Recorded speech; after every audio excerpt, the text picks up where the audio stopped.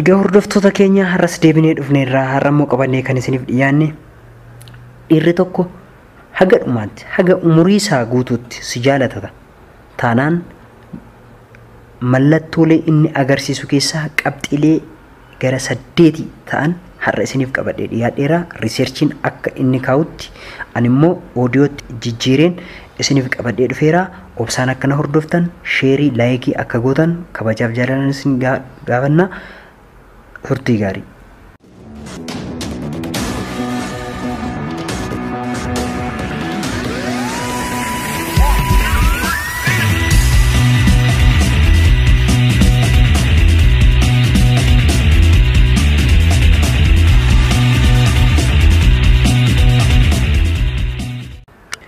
Egaa akkuma beekamu dhiirri tokko dhiirri si dhiisuu hin dandeenye yookiin immoo dhiirri tokko amma umurii isaa guutuu si jaalachuu danda'u akkamitti akka inni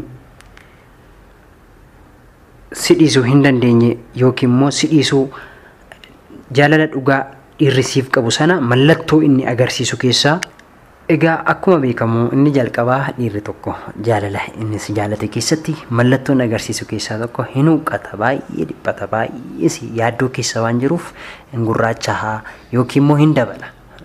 Achirratti egaa akka qo'annaan saayinsii kaa'utti yookiin hin dabala yookiin immoo hin hir'isa.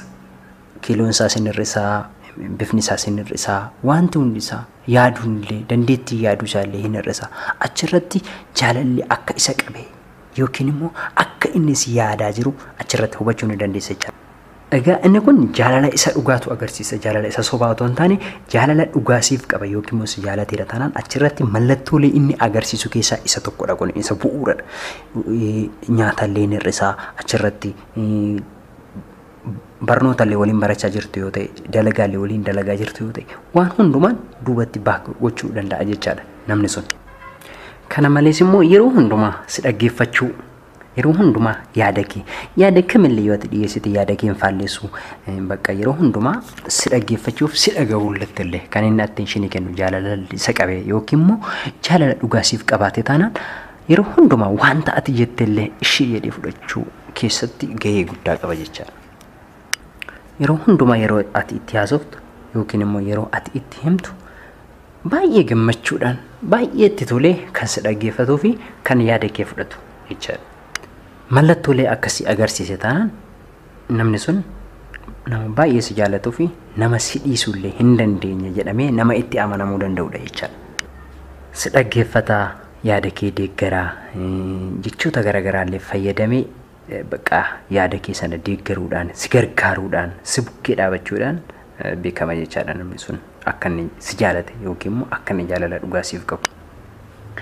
Inni kabraa dhiirri tokko yeroo hundumaa si jaalata taanaan yookiin immoo hamma dhumaatti si jaalata si dhiisuu hin danda'u yookiin immoo si dhiisuu hin fedhu taanaan inni bu'uurri inni kabraa sirratti gufuu ta'uu hin barbaadu yaada keetti gufuu ta'uu hin fedhu.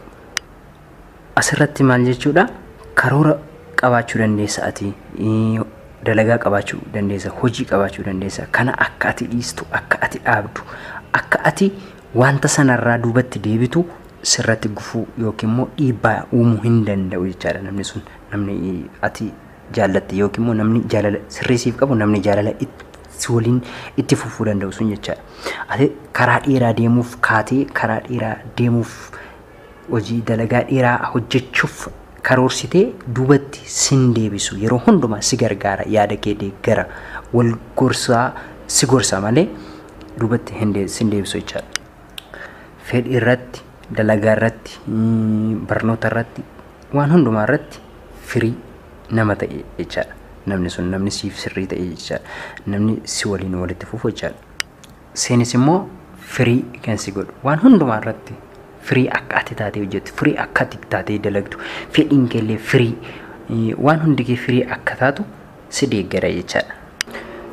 Egaa kana agarsiisa taanaan mallattoo akkasii kana agarsiisa taanaan hamma dhumaatti jaalala itti fufuu dandeessu ta'uusaa dhiirri sana mirkaneeffachuu qabda jechaadha. Inni kabraa dhiirri tokko jaalala sirriisiif qaba yookiin immoo akka ati isa waliin karaa dheeraa deemtu hin barbaada taanaan wanta ati hin feene tokko sin dirqisiisu. Fakkeenya ati har'a fedhii foonii raawwachuu yookiin immoo isa waliin ciisuu hin feene taanaan akka ati dirqama isa waliin ciistu hin barbaadu. Ati yeroo fedhii keetti malee yeroo fedhii isaatti akka ati isa waliin waan hundumaa gootu yookiin immoo wanta ati jibbitu tokko wanta ati ciiggaatu tokko akka ati dirqamaan isa waliin raawwattu sin dirqisiisu jechaadha.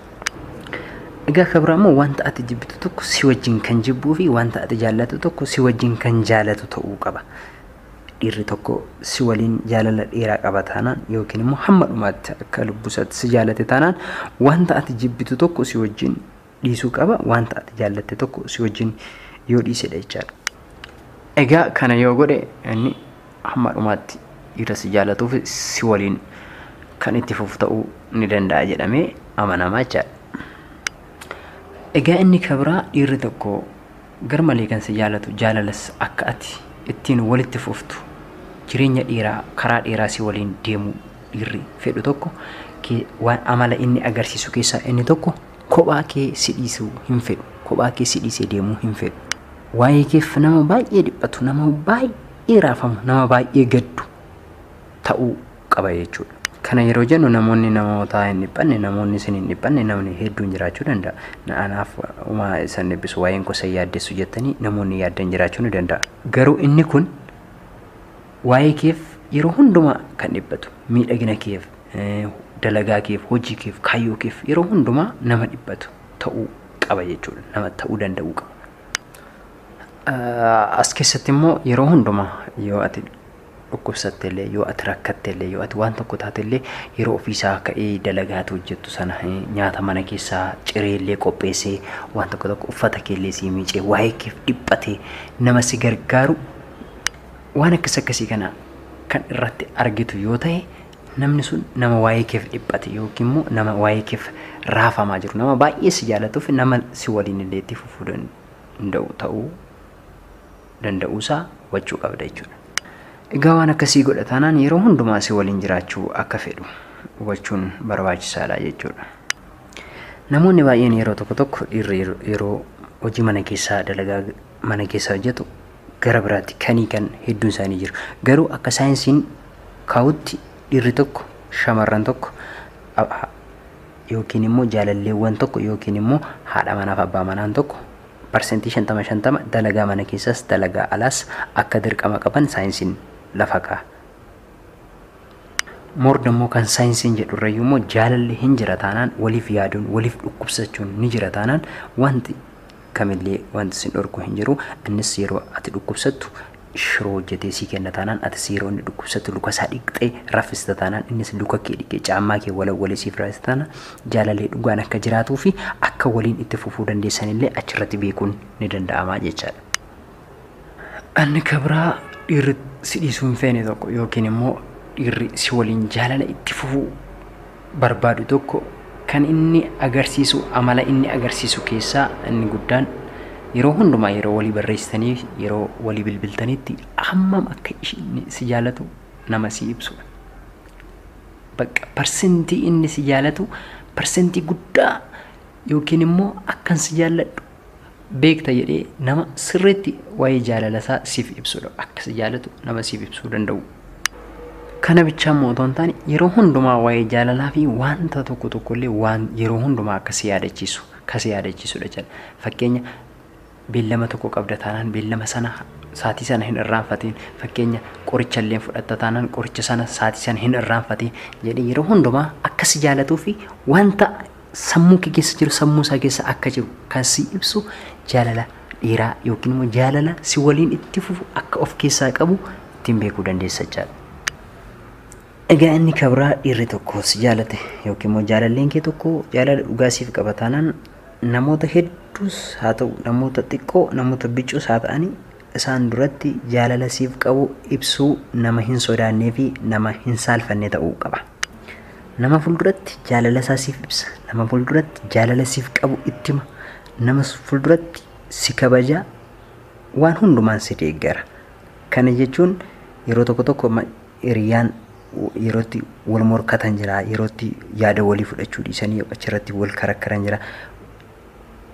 kana dhiisee yeroo hundumaa yaada kee fudhata si jaalata taanaan bakka waan hundumaan hiriyoota isaa fuulduratti isaa ta'u namoota kan biratti si kabajuu fi jaalasiif qabuu siif ibsaa jechaadha. Cilaatti bukoon fuula keerrallee jira yoo ta'e waamee nama si xaragu taanaan bakka namni sun nama si jaalatuu fi nama si kabaju nama si waliin itti fufuu danda'u ta'uusaa mallattoo agarsiisu keessaa isa tokkodha. Inni kabraa irri tokko jaalala sirriisiif qaba yookiin immoo jaalala si waliin itti fufuu qaba taanaan si gargaaruuf maallaqaan taanaan yaadaan humnaan taanaan waan kamiin illee duubatti nama hin jenne ta'uu namni akkasitti si gargaaru namni maallaqa isaan humna isaan yaada isaan si gargaaru nama si dhiisuu hin feenee fi nama jaalala hamma dhumaatti si waliin itti fufuu danda'u ta'uu qabaachuusaa kanaanis